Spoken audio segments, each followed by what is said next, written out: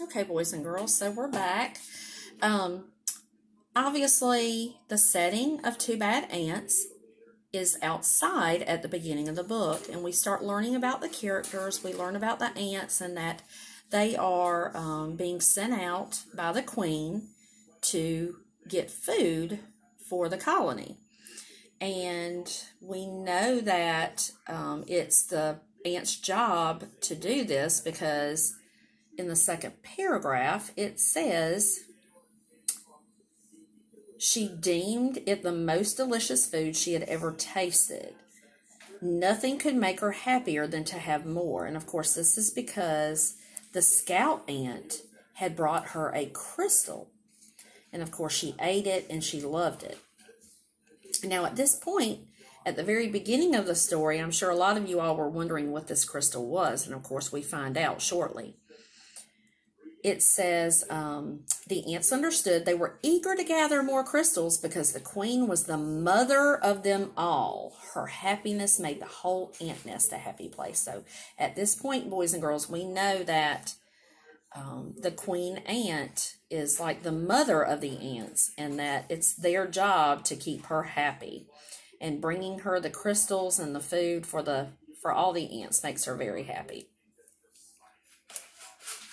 And then, of course, the ants follow the scout ant, and they go on a journey to get more of these crystals.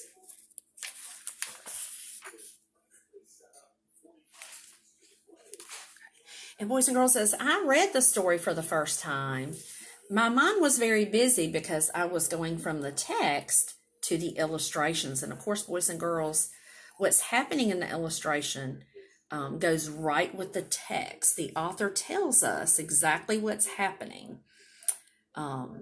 Dew formed on the leaves above. Without warning, huge cold drops fell on the marching ants. So boys and girls, at this time, our minds are busy thinking about what's happening in the story and creating a picture in our minds along with the picture that we see in the text.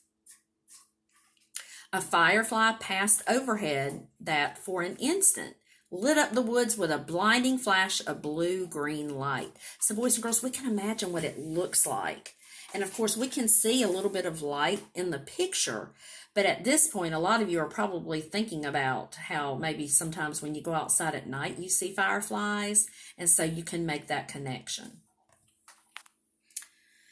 Boys and girls, I thought it was really interesting how on page 179, it says at the edge of the forest stood a mountain. The ants looked up and could not see its peak. Well, at that point, boys and girls, we're looking at this and we know this is not a mountain. This is the side of a house. But remember, the story is being told by a narrator outside the story, but through the perspective. And remember, perspective is through the what? Yep, through the eyes of that character. So this is actually being told through the eyes or the perspective of the ants. So the ants don't know that this is an actual house. All they think is that this is a mountain because they're used to being outside and they're used to things that they see outside like mountains. Okay, now they are inside the house, but of course, once again, they don't know where they are. All they know is that they are following the scout ant to get to those delicious crystals. And if you were looking very carefully, boys and girls, you would see that at the very end of this container, you can see a little bit of the G and then the AR. And of course, by this point, you should be inferring and figuring out that this is actually a sugar bowl. So the crystals that the ants were finding and bringing, or that the scout ant brought back to the queen ant, was actually a sugar crystal. And we all know from our perspectives, being humans, that ants love to get into our food. If we leave food on the counter, they will find it. I know in the summertime, I work really hard to keep my counter super, super clean.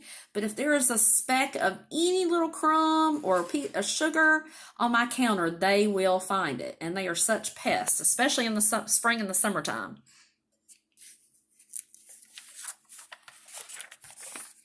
And then boys and girls over here, once again, we're still using the illustrations, and we can tell that something up here is about to get the ants. And of course, as we go on and we read, it says a giant silver scoop hovered above them, then plunged deep into the crystals.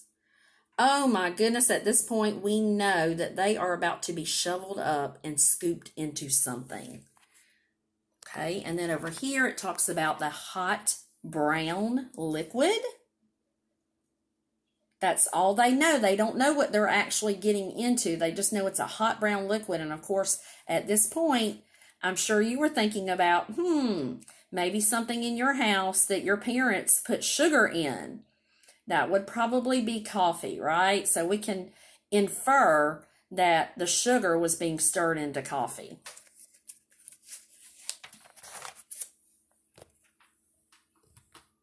And then boys and girls over here, it looks like the ants are swimming for their lives. They think that this is just they're in a brown lake, is what they think it is. Of course, we know from our perspective that it's not a brown lake, that it's actually coffee.